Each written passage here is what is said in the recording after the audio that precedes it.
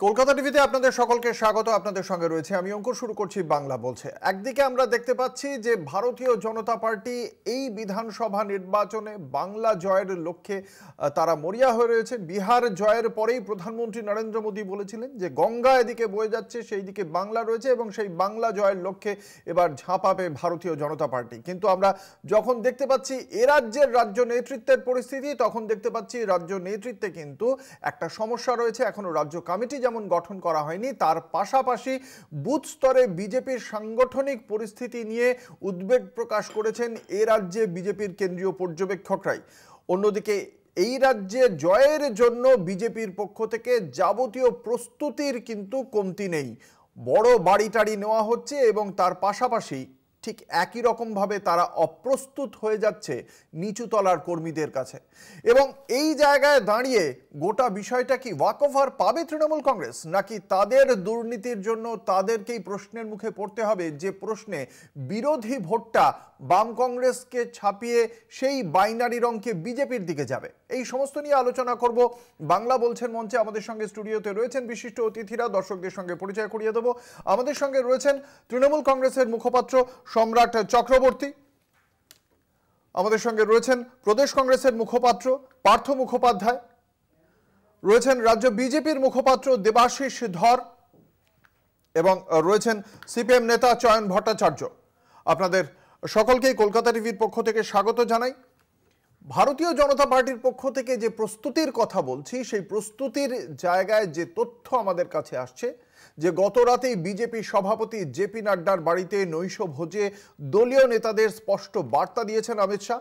পশ্চিমবঙ্গের জেলায় জেলায় ছোটার জন্য সহযোগীদের তৈরি থাকার নির্দেশ দিয়েছেন তিনি। বাংলা অমিত শাহর অফিসের জন্য এর মধ্যেই সেক্টর 5-এ একটি বহুতল নিয়েছে বিজেপি।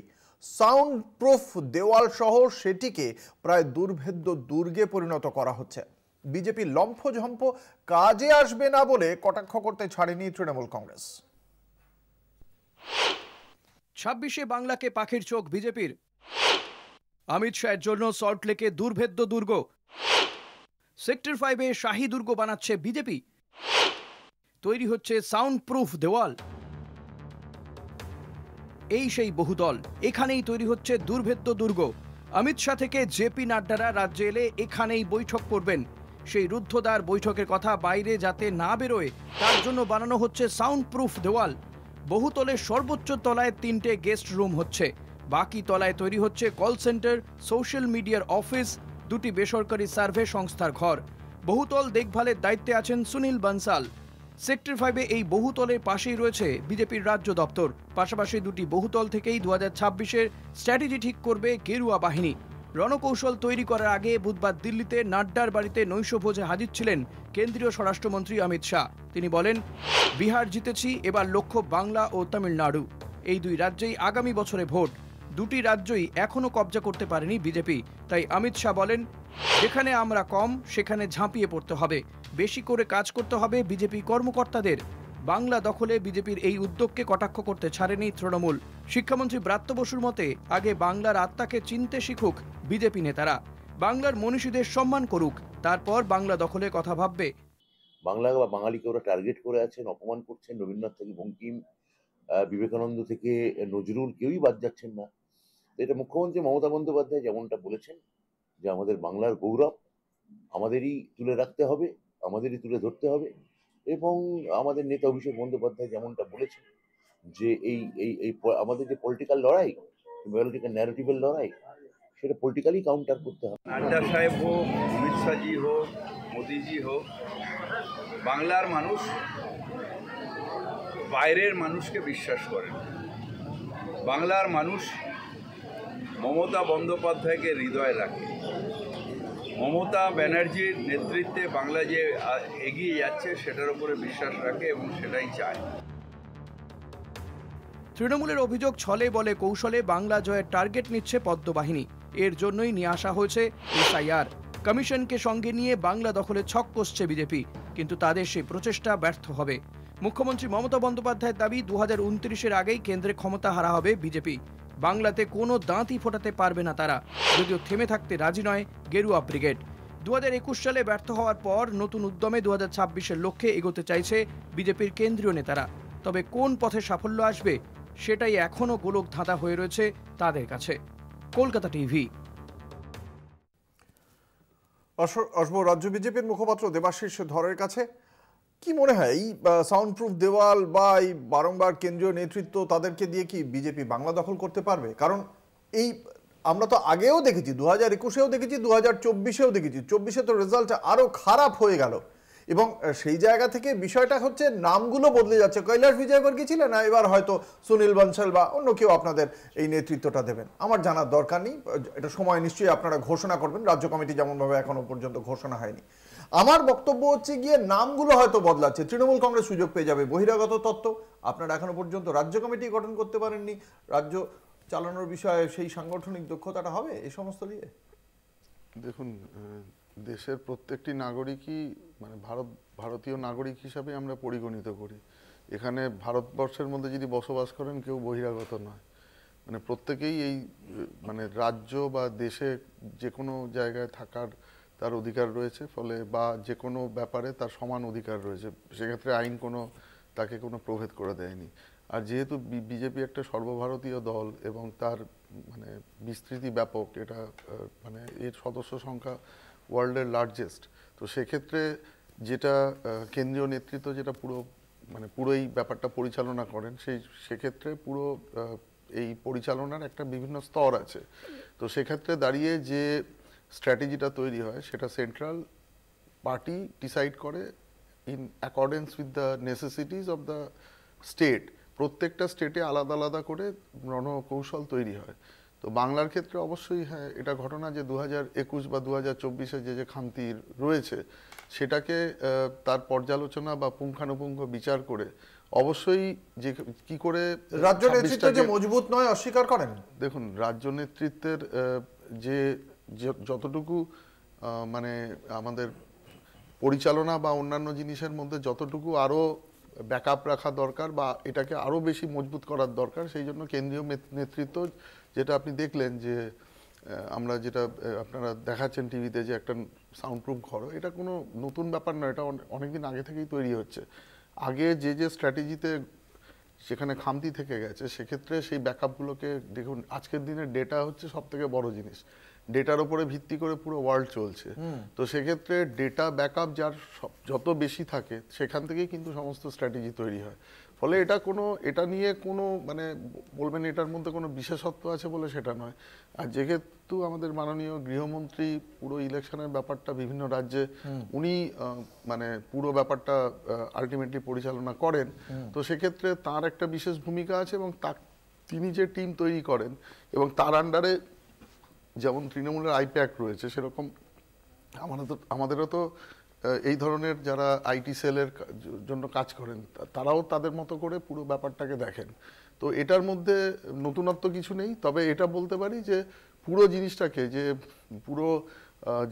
পুরো রাজ্যের ডেটা অ্যানালিসিস থেকে আরম্ভ করে, শুধু ডেটা অ্যানালিসিস দিয়ে এরকম ভাবে কোনো একটা রাজনৈতিক আন্দোলন হয় নাকি? আপনারা কোন রাজনৈতিক আন্দোলনটা গত এই কদিনে করতে পেরেছেন? 2021 থেকে 25 আপনাদের সঙ্গে না ছিল নিয়োগ দুর্নীতিতে মানে যারা সবচেয়ে বেশি ক্ষতিগ্রস্ত হয়েছে সেই চাকরি প্রার্থীরা, না আপনাদের সঙ্গে ছিল এই যে আরজিকর আন্দোলন, সেটাও তো অ্যাকচুয়ালি অতি বামরাই নিয়ে সেটা নিয়ে আন্দোলন করেছে তারা। রাত দখলের রাজনীতি তো করেছে অতি বামরা, আপনারা তো সেটাকেও মানে হাইজ্যাক করতে পারেননি। না আপনারা চাকরি প্রার্থীদের আন্দোলনটাকে হাইজ্যাক করতে পেরেছেন, আপনারা রাস্তাতেই তো ছিলেন না। দেখুন, প্রত্যেকটা জিনিসের এই আন্দোলনে হাইজ্যাকের কোনো ব্যাপার নেই। প্রত্যেকটা দল তার নিজের মতো করে রাজনৈতিক আঙ্গনে গিয়ে তার প্রতিবাদ জানিয়েছে। তো সেক্ষেত্রে বাম বা অতি বামরা তাদের একটা নিজস্ব কৌশল রয়েছে, আমাদের একটা নিজস্ব কৌশল রয়েছে।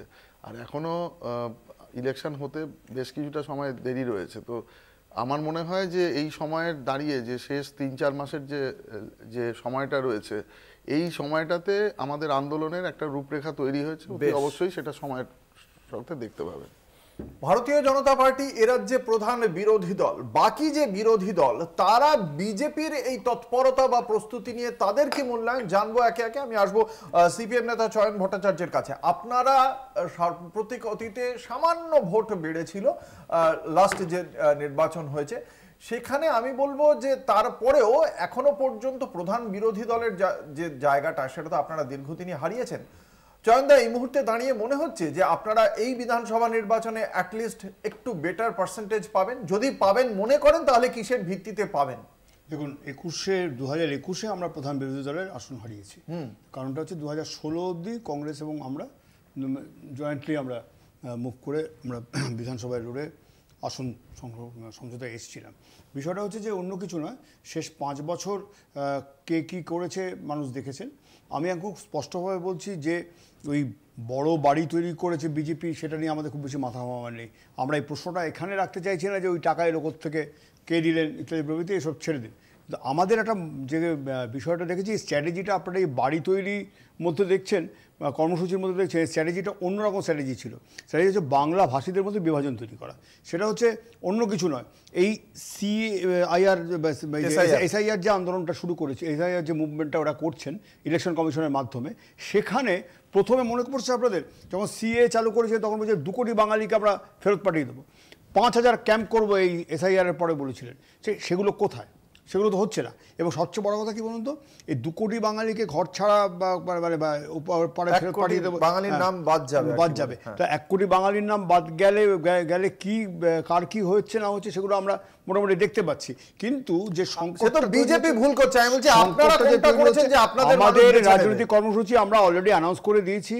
আমরা পঞ্চানন বর্মা এবং আব্বাস উদ্দিনের জন্মশতবর্ষ, পঞ্চানন বর্মার 125তম জন্মদিন, মানে বিজেপির থেকে আমরা এগিয়ে রয়েছি। আমরা বাংলা বাঁচাও পদযাত্রা শুরু করেছি, জেলাগত মানে একদম কোচবিহার থেকে শুরু করেছি, একেবারে কলকাতায় এসে সেটা শেষ হবে। 29শে নভেম্বর থেকে আমাদের এই যাত্রা শুরু হচ্ছে। আপনারা নিজেরাই দেখতে পাবেন। আমরা মানে এই যে এর আগে যে ইনসাফ কর্মসূচি ছিল, ইনসাফ যাত্রা যেটা হয়েছিল, সেখানে এটা তো একটা গণসংগঠন ছিল, এটা সিপিআইএম এর ডাকে হচ্ছে। সিপিআইএম এর ডাকে আমাদের পার্টির মানে যারা কেন্দ্রীয় কমিটির নেতৃত্ব আছেন তারা যেমন রয়েছেন, পলিট ব্যুরো সদস্য, আমাদের আমাদের সঙ্গে ওই রাজনীতির তফাৎ হচ্ছে, আমরা যেহেতু সাংগঠনিকভাবে প্রতিটা এলাকাতেই আমাদের সংগঠন রয়েছে, এগুলোতে ওই কেন্দ্র মানে আমাদের বুথ ধরে ধরে আমাদের এবার এসআইআর এর সঙ্গে প্রত্যেক বুথে আপনারা এজেন্ট দিতে পেরেছেন? হ্যাঁ, অনেকটাই দিতে পেরেছি। কিছু কংগ্রেসের কাছে সিপিএম বলছে তাদের একটা কর্মসূচি রেডি হয়েছে। আপনাদের নতুন প্রদেশ কংগ্রেস সভাপতি আসার পর এই জায়গায় দাঁড়িয়ে যেটা বারংবার বলা হচ্ছে যে কংগ্রেস এই মুহূর্তে সাইনবোর্ড, এবং কংগ্রেস তারা আগামী যে বিধানসভা নির্বাচন সেখানে তারা বামেদের সঙ্গে লড়বে না বলে এই শুভঙ্কর সরকার এসেছেন, এরকম বিবিধ রাজনৈতিক তত্ত্ব আছে, তথ্য নেই, তত্ত্ব আছে। আমি বলছি আপনারা কি কোনো মানে বিজেপিকে টক্কর দেওয়ার মতো কোনো জায়গা তৈরি করতে আদৌ পেরেছেন বলে মনে করেন এই বাংলায়?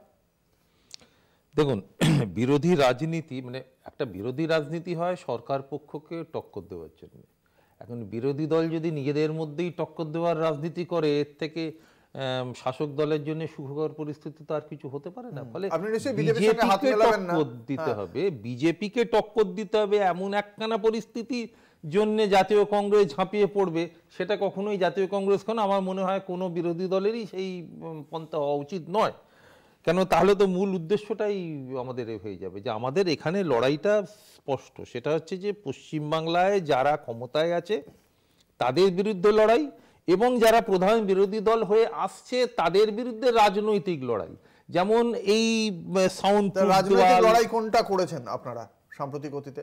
অনেক লড়াই করেছি আমরা রাজনৈতিক। এখন কথাটা হচ্ছে যে হ্যাঁ, আমাদের লড়াইতে কোনো গাড়ি ঘোড়া পড়েনি, আমাদের লড়াইতে মানুষ হয়তো সেভাবে মরেনি, আমরা রাজনীতিতে লাশ সেভাবে দিতে পারিনি, লাশের উপহার আমরা রাজনীতিতে দিতে পারিনি, যেগুলো দিলে আজকের রাজনীতি, আজকের বন্ধা রাজনীতিতে হয়তো একটা গতি আসে। আমি খুব আলোড়ন মানে এটা আমি খুব লজ্জার সঙ্গে আমি সমাজে সকলের কাছে আমি ক্ষমা চেয়ে নিয়ে এই কথাগুলো বলছি, খুব লজ্জার কথা এগুলো। যাই হোক, আমরা এগুলো পারিনি। কেননা সত্যি কথা বলতে কি, মানে এমনও হয়েছে নির্বাচনের দিন একটি টিভি চ্যানেলে আমাকে এই প্রশ্ন করা হলো যে ওনাদের তো 2 জন মারা গেল, আপনাদের তো এখনো কেউ মারাও যায়নি, তো আপনারা কি লড়ছেন? তো এমন প্রশ্ন শুনতে হয়েছে। অবশ্যই অবশ্যই। ফলে এই মুহূর্তে আপনারা সেই জায়গায় দাঁড়িয়ে মনে করছেন, আমি জাস্ট একটা লাইনে শেষ করছি, সেটা হচ্ছে যে আমরা আশায় আছি যেদিন পশ্চিমবাংলা তথা ভারতবর্ষের মানুষ নাগরিক হয়ে ভোট দেবে, ভোটার হয়ে ভোট দেবে না, সেই দিনের অপেক্ষায় আমরা আছি। দেখা যাক দেখা যাক। আমি আসবো তৃণমূল কংগ্রেস মুখপাত্রের কাছে, সম্রাট চক্রবর্তী। এই মুহূর্তে ভারতীয় জনতা পার্টির প্রস্তুতির তথ্য আমরা তুলে ধরলাম। বিজেপি বলছে এই ঘটনা আমরা মানে এখন দেখাচ্ছি, কিন্তু এটা অনেকদিন ধরেই তাদের পরিকল্পনা ছিল, সে তো ভালো কথা। তাই বিজেপির পরিকল্পনা, প্রধান বিরোধী দলের পরিকল্পনা দেখে তৃণমূল কতটা উদ্বিগ্ন বা চিন্তিত বা কিভাবে দেখছে অ্যাটলিস্ট? দেখো অঙ্কুর, বাংলা একটা কথা আছে, কুজোরও ইচ্ছা হয় চিত হয়ে শোয়ার, গামছারও ইচ্ছা হয় ধোপা বাড়ি যাওয়ার। বিহারের নির্বাচনের ফলাফল বেরোনোর পরে আমরা দেখলাম বিভিন্ন সোশ্যাল মিডিয়ায় বিজেপির মুখপাত্র তথা দুয়ানা তিনানার কর্মীরা তারা লিখছে, এবার বাংলা পারলে সামলা, বাংলা বাঙালি সামলে নেবে। তা ক্ষমতায় আসতে গেলে দুটো প্রেক্ষাপট লাগে, একটা রাজনৈতিক প্রেক্ষাপট আর একটা হচ্ছে সামাজিক প্রেক্ষাপট। আমি প্রথমে সরাসরি রাজনৈতিক প্রেক্ষাপটে আসি। শেষ 5 বছর আমার ছেলে মাধ্যমিকে কত নাম্বার পাবে সেটা ডিপেন্ড করে ও টেস্টে কত নাম্বার পেয়েছে, উচ্চ মাধ্যমিকে কত পাবে, টেস্টে কত নাম্বার। আমি শেষ 5টা বছরের ফলাফলের পরিসংখ্যান 2021-এ নরেন্দ্র মোদী রবীন্দ্রনাথ ঠাকুর সেজে আসলে আপকি বার 200 পার, 77-এ আটকে গেলেন। এখন সংখ্যাটা 65-এরও নিচে, দরজা খুলে দিলে আরও 20-30 কমে যাবে। তাহলে পাস মার্ক কত ছিল? 294-তে 88 ফেল। 2022-23 পঞ্চায়েত পুরসভা ছেড়ে দিন, সব জায়গায় প্রার্থী দিতে পারেনি। 2024 লোকসভা নির্বাচন, 35টা আসন টার্গেট, কেন্দ্রীয় নেতারা এসে ঘোষণা করে দিলেন। পেলেন কত? 12। পাস মার্ক কত ছিল? ন্যূনতম 30% পেতে গেলে 13, আবার ফেল, ছেড়ে দিন। 2024-এর লোকসভা নির্বাচনের পর থেকে 13টা উপনির্বাচন, 13ই শূন্য। এমনকি মাদারিহাট যে কেন্দ্রটা তাদের ছিল সেটাতেও তারা কিছু করে দেখাতে পারলেন না। এবার চলে আসি, আমরা জানি ইতিমধ্যে বহু চর্চিত নির্বাচন কমিশন বিজেপির শাখা সংগঠনের মতো কাজ করছে। একটা জিনিস দেখুন, যখনই দেখা গেল যে বাংলার 80,000 বুথে বিজেপি BLA 2 দিতে পারছে না, সংশোধনী আইন আনা হলো, যেটা বিহারে হয়নি, বাংলায় আনা হলো। এবং পরবর্তী পর্যায়ে কি সংশোধনী? যে কোনো বুথের ভোটার BLA 2 হতে পারবে, কারণ নিজেরা BLA 2 দিতে পারছে না। তারপরেও 50% BLA 2 বিজেপি দিতে পারেনি। আপনার মনে থাকবে অমিত শাহ বলেছিলেন যে 1 কোটি লক্ষ্য মারতে একটা মিস কল দিলেই হবে, সদস্য তৈরি করতে হবে। সুনীল বানসাল এসে বন্ধ করে বকাবকি করলেন, তাহলেও 41 লক্ষ পেরোতে পারলেন না। এটা রাজনৈতিক প্রেক্ষাপট, এই নিয়ে কেউ স্বপ্ন দেখতে পারলে দেখুক। কি যেন বলছিল, এবার কলিঙ্গ অঙ্গভঙ্গ কলিঙ্গ, হ্যাঁ, এবার স্বপ্নভঙ্গ। চলে আসি সামাজিক প্রেক্ষাপটে। সামাজিক প্রেক্ষাপটে বাংলা জয় করতে গেলে, আমি দখলের কথা বলছি না, বাংলা জয় করতে গেলে বাংলা কৃষ্টি, সংস্কৃতি, ঐতিহ্য, সামাজিক পরিস্থিতি বুঝতে হবে। বাংলা মানে দুর্গাপুজো। ওদের কেন্দ্রীয় নেতৃত্ব এসে বলছেন যে মমতা বন্দ্যোপাধ্যায় বাংলায় দুর্গাপুজো করতে দেয় না। আমি মনে করি নরেন্দ্র মোদীর মা বা যোগী আদিত্যনাথের মা যদি বেঁচে থাকতেন তারাও বিশ্বাস করতেন না যে মমতা ব্যানার্জি বাংলায় দুর্গাপুজো করতে দেয় না। বাংলার ভাষা বলছে বাংলা বলে কোনো ভাষা নেই, আর বাঙালিরা বলছে অমিত বলে কোনো মালপোয়া। অভিযোগ শুনবো, বিজেপির উত্তর শুনবো। দেখুন, সুমনবাবু যেটা বললেন সেটা মানে ওনার ক্ষেত্রেও আমি আশা করি, সম্রাটবাবু যেটা বললেন আশা করি এটাও কার্যকর। মানে আমি যদি একটা প্রেক্ষাপটে যাই, তৃণমূলও কিন্তু 1 থেকে শুরু করেছিল, ঠিক আছে? যখন প্রত্যেকটা দলেরই আর বিশেষ করে বাংলার রাজনীতিতে একটা সময় পরিবর্তন হতে বা সরকার পরিবর্তন হতে একটা নির্দিষ্ট সময় লাগে, বা এটা ট্রেন্ড একটা আছে, এখনো এই ট্রেন্ডটা আমরা চেঞ্জ করতে পারিনি।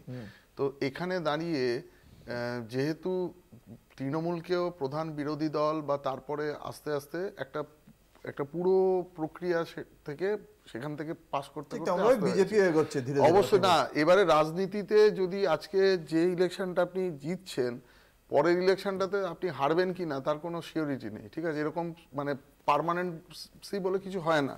তো সেই জায়গায় দাঁড়িয়ে যদি আমরা যদি সেই লড়াইটাকে ব্যাটলফিল্ডটাকে কোনোদিন কোনো দল ছেড়ে দেয় না, আজকে সিপিএম শূন্য আছে বা কংগ্রেসেরও হয়তো কোনো এখন রিপ্রেজেন্টেটিভ নেই, কিন্তু তারা কি ইলেকটোরাল রাজনীতি থেকে সরে যাবে? অবশ্যই নয়। প্রত্যেকটা দলই চায় প্রত্যেকটা ইলেকশনে তারা জানে তাদের এজেন্ডা দিয়ে মানুষের কাছে যেতে হবে। তো আজকের দিনে যে লড়াইটা হচ্ছে বেসিক্যালি গুড গভর্নেন্সের কে নিয়ে আসার জন্য আজকে এতগুলো এজেন্ডা রয়েছে, তো তার বিরুদ্ধে লড়াই হচ্ছে। হয়তো মানুষকে বোঝাতে হয়তো যতটা বোঝানো উচিত ছিল বিরোধী দলরা সে ততটা বোঝাতে পারেনি। এটা আপনি যদি বলেন যে এখনো সেই জায়গাটাকে রিচ করতে হবে, আমি আপনার কাছে একটা বিষয় জানতে চাই। অভিজিৎ গঙ্গোপাধ্যায় আপনাদের সাংসদ, তিনি বলছেন বিজেপি ক্ষমতা দখলের বিষয়ে আন্তরিক নয়। দিলীপ ঘোষ আপনাদের নেতা, তিনি বলছেন এই অনুপ্রবেশ যেটা নিয়ে সবচেয়ে বেশি সোচ্চার ভারতীয় জনতা পার্টি, সেই অনুপ্রবেশ বিষয়ে তিনি বলছেন বিএসএফ পয়সা নিয়ে অনুপ্রবেশে অনেক সময় সহযোগিতা করছে, এই অভিযোগ তার কাছেও রয়েছে। এবার বলুন তো, যদি আপনাদের দলের নেতাদেরই এই মূল্যায়ন থাকে, তাহলে কি মনে হয় যে বিজেপি বা আপনারা নিচু স্তরে বিশ্বাস করাতে পারবেন যে বিজেপি নেতৃত্ব আন্তরিক এই ক্ষমতা দখলের জন্য? দেখুন, অভিজিৎ গঙ্গোপাধ্যায় বা দিলীপ ঘোষ যেগুলো বলেছেন, সেই তাদের বক্তব্য যেটা আমরা শুনেছি, মানে শুনেছি না, অবশ্যই তাদের মতবাদ মানে বা তারা যে মত প্রকাশ করেন সেটা ক্যামেরার সামনে বলেছেন। কিন্তু এইটা মানে তৃণমূলকেও বা অন্যান্য দলকেও ক্ষমতায় আসতে গেলে কিন্তু অনেকটা লড়াই করে আসতে হয়েছিল। যদি প্রত্যেকেই ভাবে যে খুব সহজেই কোনো কিছু পাওয়া যায়, আমি অন্তত ওই নীতিতে বিশ্বাস করি না।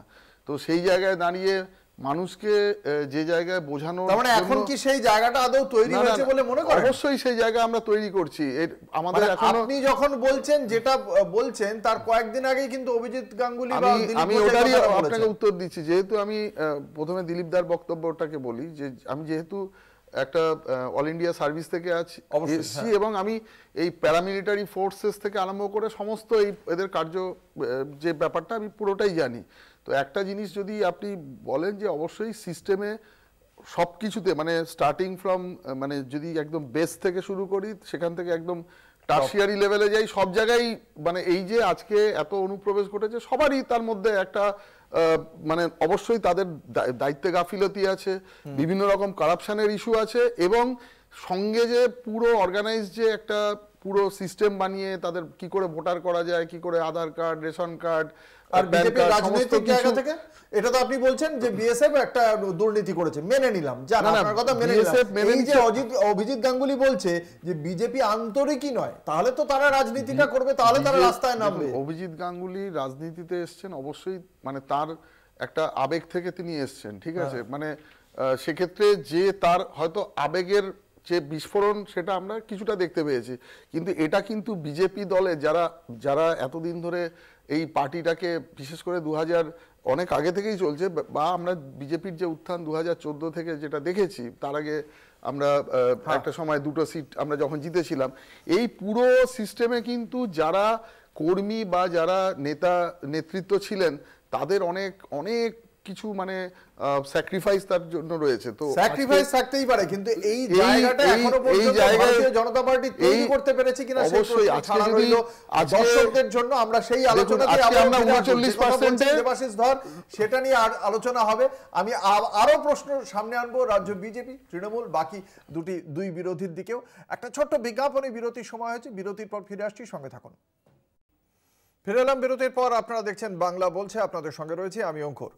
একদিকে যখন এই যে ভারতীয় জনতা পার্টি আমাদের রাজ্যের প্রধান বিরোধী দল, তারা এই রাজ্যের ক্ষমতার দখল নেওয়ার জন্য প্রস্তুতি সেরে ফেলছে, এবং সেই প্রস্তুতির প্রেক্ষিতে বাকিদের মূল্যায়নে আমরা শুনলাম, বাকিদের কর্মসূচির কথা দর্শকদের বললাম, কিন্তু এখানেই দেখতে পাওয়া যাচ্ছে যে ভারতীয় জনতা পার্টির নেতৃত্ব তারা যখন তাদের কর্মীদের কাছে পৌঁছচ্ছেন, তাদের কর্মীরা আবার তাদের বিরুদ্ধেই গো ব্যাক স্লোগান দিচ্ছেন। যদিও এই গোটা বিষয়টাই চিত্রনাট্য বলছে ভারতীয় জনতা পার্টি। কি ঘটেছিল? সুকান্ত মজুমদার, রাজ্য বিজেপির প্রাক্তন সভাপতি, কেন্দ্রীয় প্রতিমন্ত্রী, তিনি ডায়মন্ড হারবার সফরে গিয়েছিলেন। গাড়ি ঘিরে তার বিক্ষোভ দেখানো হয়।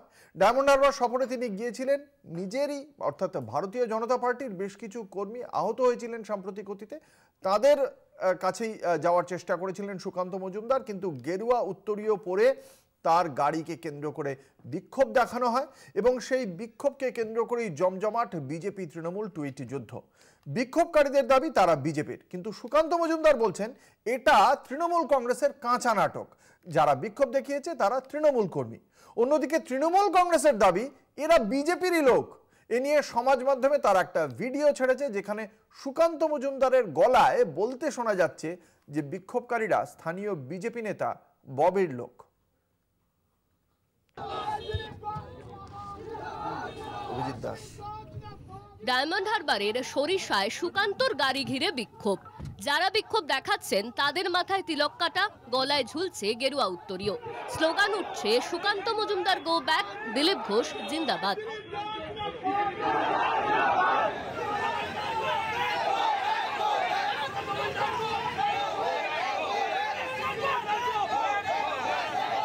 এই বিক্ষোভ দেখাচ্ছে কারা, এ নিয়ে সরগরম রাজ্য রাজনীতি। টুইট যুদ্ধে সামিল বিজেপি ও তৃণমূল। চলুন দেখা যাক কোন পথে গড়ালো নাটক। যারা বিক্ষোভ দেখাচ্ছিলেন তাদের দাবি তারা বিজেপি করেন। 2021 সালে নরেন্দ্র মোদীজির আহ্বানে আমরা দলটা করতে আসছিলাম, কিন্তু এসে আমরা আজকের ঘর ছাড়া কেউ মার খাচ্ছি, আমরা এভাবেই আমাদের চলতে হচ্ছে। কিন্তু কোনো নেতা আমাদের সঙ্গে নেই। আজকে ভারতীয় জনতা পার্টির আজকে ডায়মন্ড হারবার বিধানসভায় যে দীপক হালদার আছে, যে আমাদের ক্যান্ডিডেট ছিল, তাকে শুধু শুভেন্দু অধিকারী আসলেই দেখা যায়, এছাড়া মাঠে ময়দানে তাকে দেখাই যায় না। সুকান্তর দাবি এটা তৃণমূলের কাঁচা নাটক। তৃণমূলেরই কর্মীরাই বিজেপি সেজে বিক্ষোভ দেখিয়েছে। এ নিয়ে যারা বিক্ষোভ দেখাচ্ছিলেন তাদের ছবি তুলে ধরে সুকান্ত বোঝাতে চান ওরা তৃণমূল কর্মী। তার মতে যিনি বাইট দিয়েছেন তার নাম রাজু দাস, তৃণমূল নেতা শামীমের ঘনিষ্ঠ সহযোগী।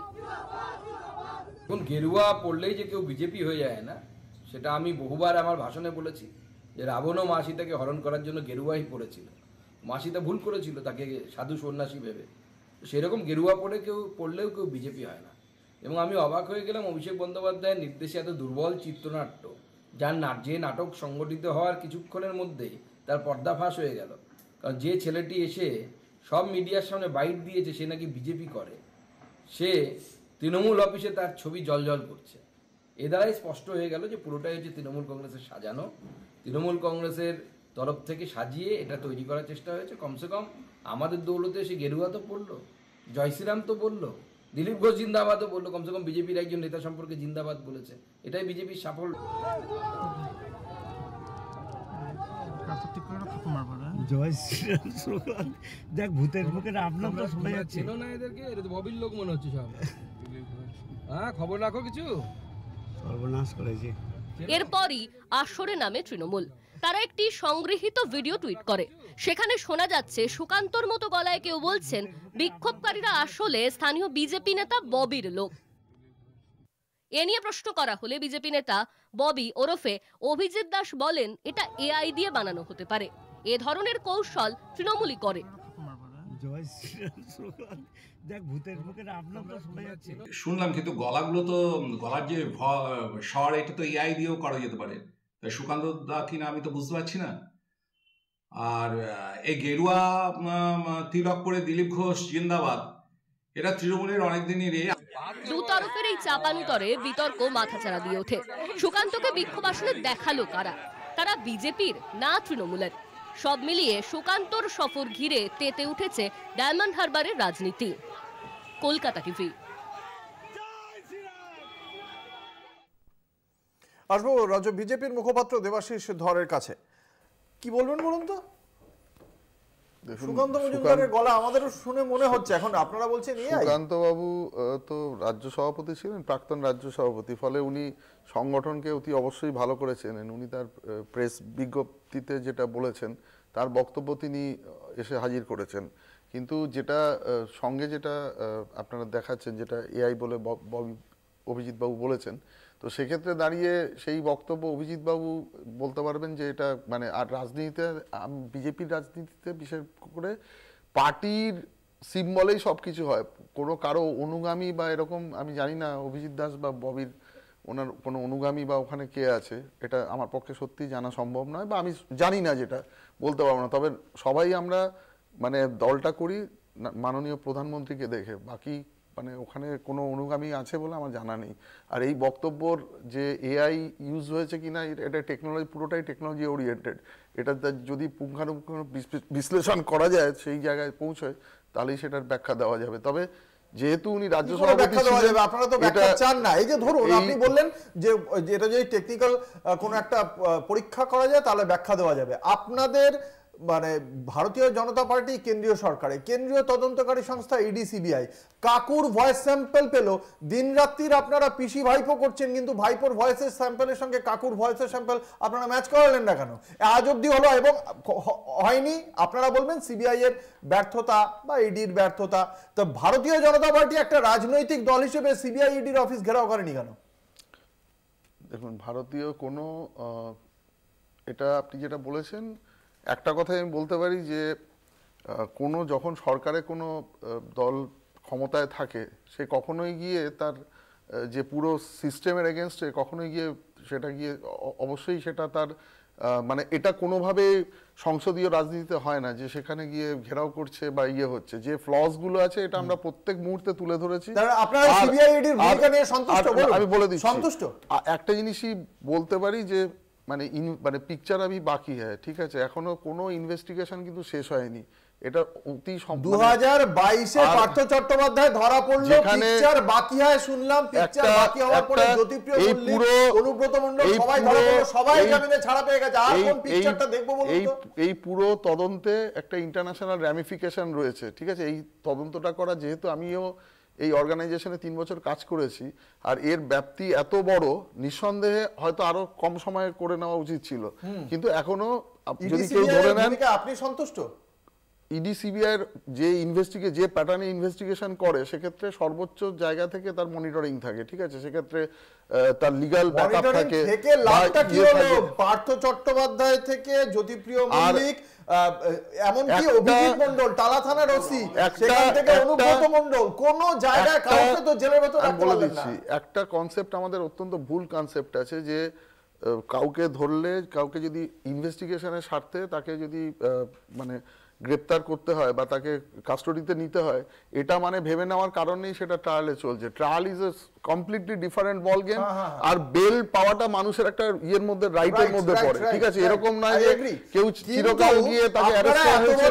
নিঃসন্দেহে বললেন যে পাহাড় প্রমাণ দুর্নীতি, তাদের বিরুদ্ধে এইটুকু এভিডেন্স অ্যারেঞ্জ করতে পারলো না ইডি সিবিআই। এই কেসগুলো এভিডেন্সের ভিত্তিতে তাকে ভেতরে রাখা যায়। এই কেসগুলো দেখুন, প্রত্যেকটা জিনিসের ভিতরে রাখার একটা নির্দিষ্ট মানে টাইম স্প্যান রয়েছে। কোন জায়গা থেকে আপনারা বিশ্বাস করবে মানুষ? না একটা তদন্তকারী সংস্থা দুর্নীতিবাজদের আটকে রাখতে পারছে, না একটা রাজনৈতিক দল স্থানীয় মানুষের হয়ে এই দুর্নীতির বিরুদ্ধে কথা বলছে। কোথায় কথা বলছেন আপনারা? আদালতে আর স্টুডিওতে ছাড়া রাস্তায় কোথায় নেমেছেন? আবার একটা কথা বলে দিচ্ছি যে যেটা আমরা যদি ভেবে থাকি যে কোনো মানুষ মানে তাকে গ্রেপ্তারি করা হয়েছে ইনভেস্টিগেশনের স্বার্থে, সে চিরকাল তো তার মানে কাস্টডির মধ্যে থাকবে না। যখন investigation and trial, that is completely আপনি বাঁচানোর চেষ্টা করছেন। আরেকটি জায়গায় বাঁচান, দেখি আপনি কেমন ভাবে বাঁচাতে পারেন। এনডিএনআরই পিএম আবাস যোজনার টাকা আদালত বলার পরেও কেন্দ্রীয় সরকার দেয়নি। রাজ্য বিজেপি কেন রাজ্যের মানুষের জন্য টাকা চাইছে না? অবশ্যই রাজ্য বিজেপি রাজ্যের মানুষের স্বার্থেই যে আন্দোলনটা হয়েছিল বা যে আমরা মানে যেটা তুলে ধরেছিলাম সেটা করা হয়েছে, কিন্তু মানুষের স্বার্থেই। যে টাকা চুরির জন্য আদালত বলেছে তো টাকা দিতে। শুনুন, আদালত অবমাননা কখনোই বিজেপি, এটা দেখুন, এটা তো বিজেপির কাজ নয়, এটা সরকারকে বলেছে। বিজেপি তো আজকে আন্দোলন করবে যে রাজ্যের যে মানুষগুলো টাকা মানে কাজ করে টাকা পায়নি, তাদের টাকাটা দিক। আদালত বলেছে তাদের টাকাটা দেওয়া হোক। দেখুন বিজেপি কোথায় বলছে? আদালতের যে পর্যবেক্ষণ আছে, যেটা মেনে অবশ্যই কেন্দ্রীয় সরকারের টাকা রিলিজ করবে, এবং এ ব্যাপারে কোনো দেখুন, প্রত্যেকটা জিনিস যখন কোনো অর্ডার কোনো কেন্দ্রীয় মানে সুপ্রিম কোর্ট বলার পরেও দেয়নি, না সুপ্রিম কোর্ট তৃণমূল কংগ্রেসের কাছে আমার প্রশ্ন, এই যে আপনারা বলেন যে এই কেন্দ্রীয় সরকার আমাদের টাকা দেয়নি, এটা নিয়ে আন্দোলন আপনারা করেছেন, দিল্লিতে গিয়েও আন্দোলন করেছেন, পশ্চিমবঙ্গের রাস্তাতেও আপনারা আন্দোলন করেছেন, একবারের জন্য আদালতে যাননি। আদালতে গিয়ে কিন্তু নিজেদের টাকার বন্দোবস্তটা করেছিল রাজস্থানের তৎকালীন কংগ্রেস সরকার। আপনারা আদালতে যাননি, আপনারা বারংবার রাজনৈতিক আন্দোলন করেছেন। এবার পশ্চিমবঙ্গ ক্ষেত মজুর সমিতি আন্দোলন মানে আদালতে গিয়ে রায়টা আদায় করলো, এখন অবমাননা করছে সেই রায়ের কেন্দ্রীয় সরকার। আপনারা এখনো আন্দোলনে যাচ্ছেন না? অভিষেক বন্দ্যোপাধ্যায় কদিন আগে ঘোষণা করলেন আমরা দিল্লিতে গিয়ে আন্দোলন করব, কেন? না, প্রথম কথা হচ্ছে আমি একটু আগের প্রসঙ্গ থেকে আসি, একটু কম বলতে পারছি, বিজেপি মুখপাত্র অনেক বেশি বলছেন। সুকান্ত মজুমদার, বিরোধীদের বলার সুযোগ দিতে হবে। না না অবশ্যই দাও, আমি তবু একটু আমার স্পেসে একটু বলি যে সুকান্ত মজুমদারের যে ঘটনাটা দেখালে সেই সম্পর্কে বলার সুযোগ পাইনি বলে এক লাইন বলবো। এই সুকান্ত মজুমদার মানুষটা সুকান্ত মজাদারই হয়ে যাচ্ছেন দিনকে দিন, এবং বাংলার রাজনীতিতে বিশেষ করে বঙ্গ বিজেপিতে উনি এখন একটা বেতালের ভূমিকা পালন করছেন। বেতাল মানে তালহীন নয়, বেতাল মানে বিক্রমাদিত্য বেতাল। উনি কখনো শুভেন্দু অধিকারী ঘাড়ে চেপে ঘুরে বেড়াচ্ছেন, কখনো আবার দেখা যাচ্ছে যে শ্রমিক ভট্টাচার্য ঘাড়ে চেপে ঘুরে বেড়াচ্ছেন। পরিষ্কারভাবে গোয়াল ঘরে গোতাগতি, আগের প্রসঙ্গে আসি যেটা প্রথম টপিক ছিল, এই যাদের অবস্থা তারা ওই সাউন্ড প্রুফ ঘর করে বাংলা দখল করবে, সল্ট লেকে বহুতল বাড়ি নিয়ে বাংলা দখল করবে। 2026-এর নির্বাচনের পরে একটা বাড়ি অবশ্য থাকবে বিজেপির প্রত্যেকের জন্য, সেটা হাওয়াই চটির বাড়ি। আমি এবার পরের প্রসঙ্গে আসি, যেটা হচ্ছে যে আন্দোলন। এই আন্দোলন আমরা দিল্লি অবধি নিয়ে গেছি, আমাদের নেতৃত্বরা সেই আন্দোলনে আমরা সবাই। কি হবে? আদালত তো বলেছে, আপনারা তারপরে আদালতে যাননি কেন? অবশ্যই আদালত তো সোনালী খাতুনের ক্ষেত্রেও বলেছে তাকে ফিরিয়ে আনতে হবে। একটা দল ক্ষমতার জোরে যে আদালতের বিচারক কিছু কিছু সংখ্যক বিচারক অভিজিৎ গঙ্গোপাধ্যায়ের মতো হয়, সেই আদালতে গণ আন্দোলনের উপর সুপ্রিম কোর্টে তখনও যাননি, পশ্চিমবঙ্গ ক্ষেত মজুর সমিতি গেল, আপনারা তারপরেও আপনারা যাচ্ছেন না কেন? রাজ্য সরকারের ভয়টা কোথায়? এর আগে তো রাজস্থান পথটা দেখিয়েছে, তাহলে কেন তৃণমূল কংগ্রেস সরকার? রাজ্য সরকারের কোনো ভয় নেই, রাজ্য সরকারের ভয় যায়নি কেন? এতদিন ধরে সাধারণ মানুষের টাকাটা কেন্দ্রীয় সরকারের থেকে আদায় করাটা তো সবচেয়ে বড় লক্ষ্য হওয়া উচিত ছিল, সেটা কেন করেনি রাজ্য সরকার? না না, সেক্ষেত্রে তো ইতিমধ্যে আদালত যখন রায় দিয়েছে টাকাটা দিয়ে দেওয়া, তারপর কতদিন অতিক্রম হয়েছে? আদালতের কাছে তো প্রথমে যায়নি, এরপরে আদালত বলার পরেও তো আদালত অবমাননার মামলা করেনি রাজ্য সরকার, সেটাই বা কেন করেনি? দেখুন, কেন্দ্র এবং রাজ্যের ক্ষেত্রে কোনো জায়গায় কনফ্লিক্ট হলে সেখানে আদালতের সিদ্ধান্ত চূড়ান্ত হয়ে থাকে, এবং সেই প্রসঙ্গে আমাদের নিয়ম মানে ন্যূনতম সময় সেই কেন্দ্রীয় সরকারকে দেওয়া হয়েছে, তারপরেও আদালত অবমাননার মামলাটা করেনি রাজ্য সরকার। আমি সেটাই বলছি, তার মানে আপনারা সাধারণ মানুষের কথা মুখে যতটা বলেন ততটা কি আপনারা আন্তরিক তাদেরকে তাদের প্রাপ্যটা পৌঁছে দিতে? প্রাপ্যটা কে পৌঁছে দিচ্ছে বলুন তো? আবাস একদম এই প্রসঙ্গে আসছে, আবাস যোজনা ক্ষেত্রে 28 লক্ষ বাড়ি আমরা জানি সরকারের ভূমিকা ছাড়া মমতা বন্দ্যোপাধ্যায় কে পৌঁছে দিচ্ছে? আমাদের দিনের কাজের টাকা, কেন্দ্রের যে টাকা সেই টাকাটা কেন দেওয়া হলো না? আচ্ছা, সেটা তো অন্য লড়াই।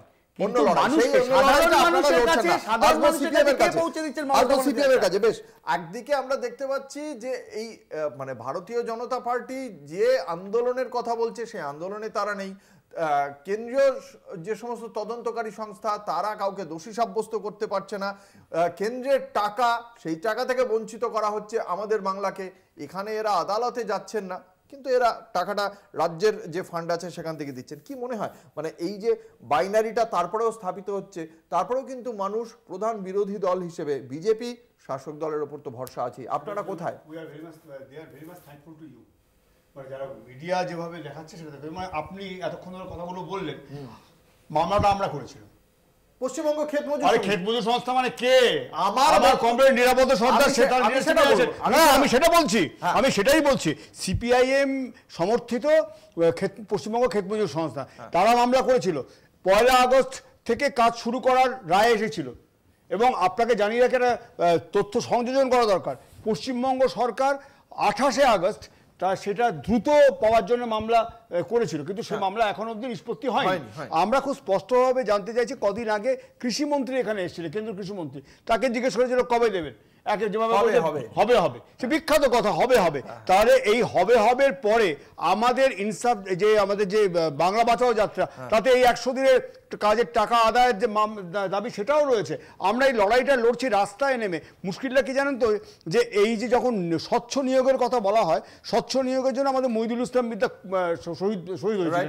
এই জায়গাগুলোতে যদি আমরা না করি এবং স্বচ্ছ নিয়োগের দাবিতে এই প্রথম পশ্চিমবঙ্গ সরকারের অধীন পুলিশের হাতে, কলকাতা পুলিশের অধীনে জেলে আমাদের নেত্রী কমরেড মধুজা সেন রায়ের উপর নিগ্রহ হয়েছিল, সেই তথ্যগুলো আজকেও বলছেন আপনারা নাকি নিয়োগ ব্রাত্য বসু স্বচ্ছ নিয়োগের প্রতিশ্রুতি দিতেই পারছেন না। উনি যেটা পারেন সেটা করছেন, খুব অসম্ভব ভালো নাটক লেখেন, অসম্ভব ভালো পরিচালনা করেন, সেটা খুব ভালো করছেন এবং সংলাপ বলছেন উনি যে মডুলেশনে, আমি বাচ্চাদের বলবো ওই মডুলেশনটা দেখে শিখুক। এর বাইরে খুব ব্রাত্য বসুর অবদান থাকছে না। ব্রাত্য বসুকে আগামী 100 বছর বাদে যদি ব্রাত্য বসুর নাম আপনি হুজুতে খোঁজেন, বলবেন যে বাংলার একজন নাট্য ব্যক্তিত্ব যিনি খুব চমৎকার একটা উপন্যাস লিখেছেন শিশির ভাদুড়িকে নিয়ে, ব্যাস। এর বাইরে ব্রাত্য বসুর খুব বেশি অবদান আমরা কংগ্রেসের কাছে আসবো। বাম কংগ্রেস সেই আস্থা কেন অর্জন করতে পারছে না? দেখুন, এই পশ্চিমবঙ্গ ক্ষেতমজুর সমিতির হয়তো একটা ফ্রন্টাল অর্গানাইজেশন বা এই জায়গা থেকে সিপিএম এর সেই তা সত্ত্বেও এই লড়াইটা যেন পুরোপুরিভাবে তৃণমূল কংগ্রেস লড়ছে। মমতা বন্দ্যোপাধ্যায় কিন্তু সেটাকেই নিয়ে গেছে, সিপিএম কিন্তু সেই জায়গাটা নিয়ে আসতে পারেনি। এমনকি খুব কম লোকই হয়তো জানতেন যে এই লড়াইটা বা আদালতে এই লড়াইটা পশ্চিমবঙ্গ ক্ষেতমজুর সমিতির, এটা তৃণমূল কংগ্রেস বা রাজ্য সরকার হিসেবেও লড়েনি। বাম কংগ্রেস সেই আস্থাটা কেন অর্জন করতে পারছে না? কেন, কি মনে হয়? হ্যাঁ, খুব কম লোক জানতেন। কেন জানতেন খুব কম লোক? এটাই তো সবচেয়ে বড় প্রশ্ন আজকের দিনে। আমার প্রশ্ন এই যে ন্যারেটিভ তৈরিতে খুব কম মানুষ জানতে পারছে, এইটাই তো হচ্ছে সবচেয়ে বড় প্রশ্ন। আজকে বিজেপির যিনি এখানে প্রতিনিধি মানে রয়েছেন, অত্যন্ত সুভদ্র একজন মানুষ, শিক্ষিত সুভদ্র মানুষ, কয়েকটা গুরুত্বপূর্ণ কথা বললেন। উনি ডেটা ব্যাকআপের কথা বললেন। ডেটা ব্যাকআপটা শুধুই কি নির্বাচনে ভারতীয় জনতা পার্টি জেতার জন্য প্রয়োজন? ভারতবর্ষের প্রয়োজন নেই। পৃথিবীর একমাত্র G20 গ্রুপের দেশ ভারতবর্ষ, যাদের 2011-র পর থেকে সেন্সাস হয়নি। রাইট। উনি কি ডেটা প্যাকের কথা উনি বলছেন? উনি একটা খুব সুন্দর কথা বললেন যে উনি বা ওনার দলের লোকেরা দল দেখে রাজনীতি করেন। তারপর শেষ করলেন আমি করছি আমাদের প্রধানমন্ত্রীকে দেখে। অর্থাৎ এই যে বৈপরীত্যগুলো, উনি বললেন সর্বোচ্চ স্তরে ইডি সিবিআই এর কাজকর্ম তদারকি চলছে, এটা তো করার কথা অমিত শাহ, তাহলে তো প্রশ্নবিদ্ধ হবেন অমিত শাহ। আমার কথা নয়, তৃণমূল বিজেপির সখ্যতা নিয়ে আমাদের অভিযোগ ছেড়ে দিন, মহামান্য আদালতের বিচারপতিরা কি বলছেন?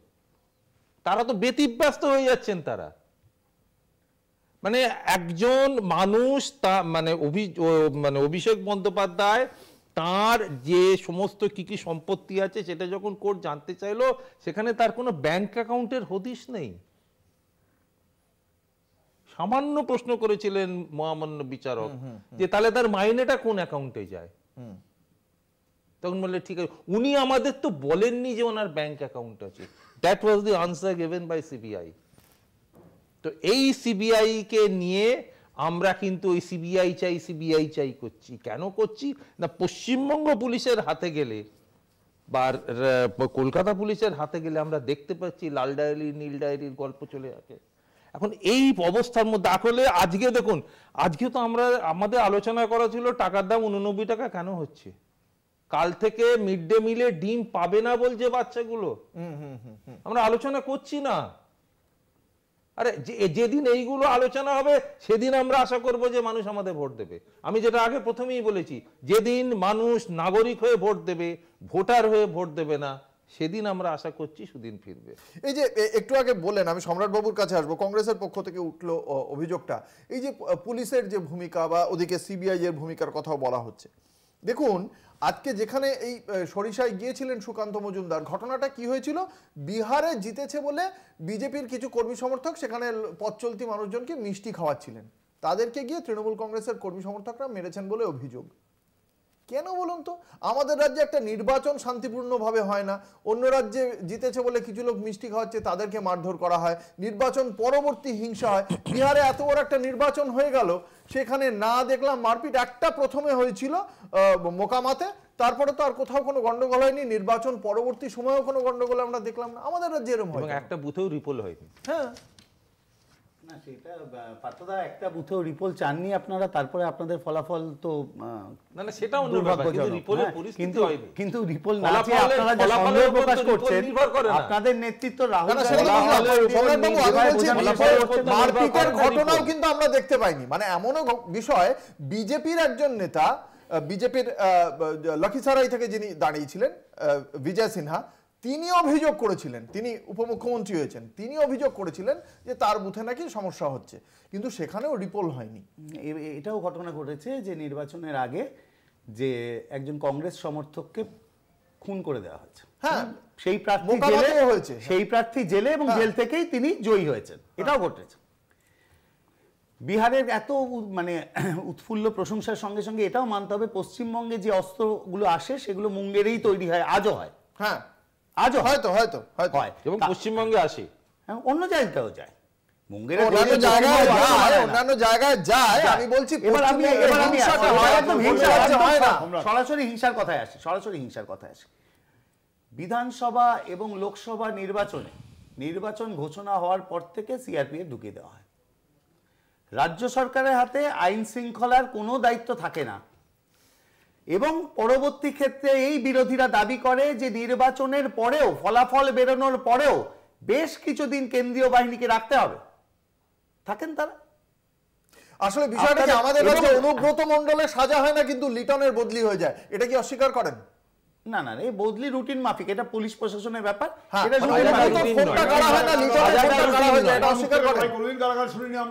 একটা দিন তোমার মুখ থেকে কেউ গালাগাল শুনিনি, আজও তোমার অভিভাবক যারা বাড়িতে আছেন তোমার মুখ থেকে ওই কথা শুনলে তোমার বাড়িতে ঢুকতে দেবেন না, আমি সেটা জানি। আমি আসবো বিজেপির কাছে। গালাগাল তো শুনেছেন, আনিসুর রহমান পরে ক্ষমা চেয়েছিলেন, ক্ষমা চেয়েছিলেন, প্রকাশ্যে ক্ষমা চেয়েছিলেন। আমরা পার্টির পক্ষ থেকে এটাকে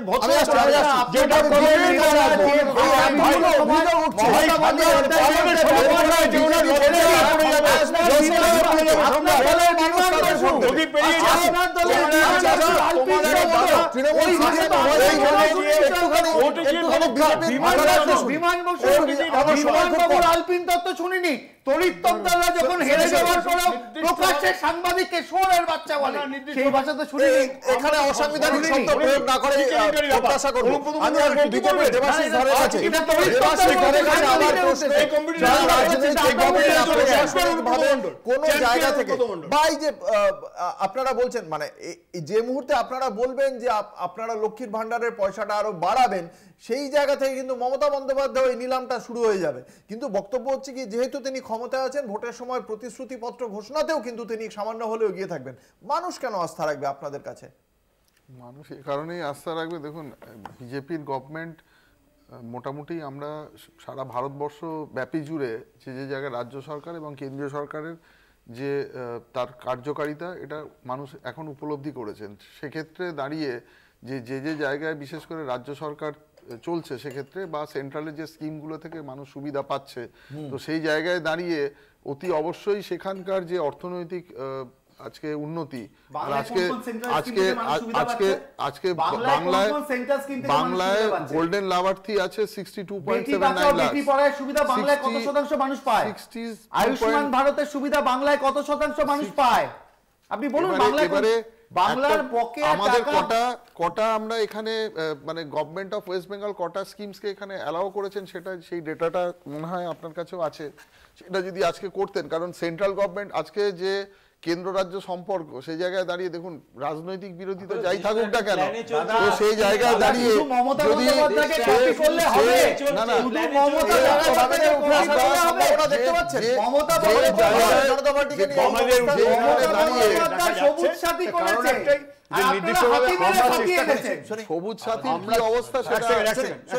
আমরা চেষ্টা করছি মানুষের মাঝখানে গিয়ে যে সমস্যাগুলোর কথা, সেই সমস্যাগুলোর সমাধানের রাস্তা তৈরি করবার একটা পরিকল্পনা নিয়ে আমরা রাস্তায় নেমেছি যতটা পারা যায়। কিন্তু এই প্রশ্ন আমাদের থেকে যাবে, অনুব্রত মণ্ডল চ্যাম্পিয়ন আমরা এখানে স্বীকার করে গেলাম, কিন্তু পাশাপাশি এটাও মানবো আমরা যে গলা মেলানো হবে না,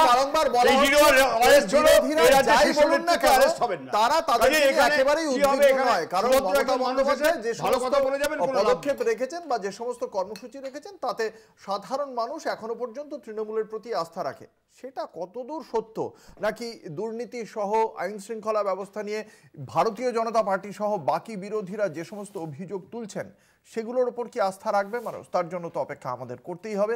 এবং সেই সংক্রান্ত আলোচনা এবং তথ্য জানার জন্য আপনাদের নজর রাখতে হবে কলকাতা টিভির পর্দায়। আমাদের আজকের আলোচনা বাংলা বলছে এখানেই শেষ করছি। আমাদের সঙ্গে ছিলেন পার্থ মুখোপাধ্যায়, সম্রাট চক্রবর্তী, চয়ন ভট্টাচার্য, দেবাশিস ধর। আপনাদের প্রত্যেককেই আপনাদের মূল্যবান মতামতের জন্য অসংখ্য ধন্যবাদ। শেষ করছি বাংলা বলছে। দেখতে থাকুন কলকাতা টিভি, রাত দিন 7 দিন।